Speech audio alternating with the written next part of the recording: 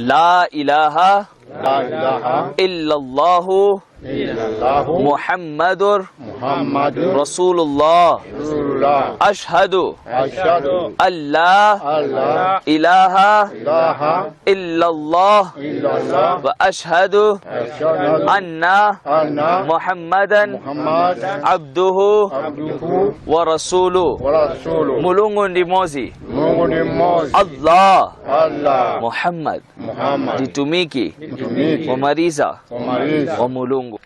Dear viewers of Madani channel, alhamdulillah we are present here. We had come here for janaza. हम जनाजे के लिए आए थे और कमाल की बात देखें, he was a non-Muslim, he accepted Islam, but he was wearing a topi from before. So we asked him, why are you wearing this? And what did you reply? Ninaona kuti kimeni hiki nimavaa manga kutusangasa. Yeah. It makes him happy. Yes. He said that to wear a topi, to wear the Islamic attire makes him happy, while he was a non-Muslim. Allahu Akbar. So we gave the message of Islam and he became a Muslim, subhanallah, along with the other brothers as well.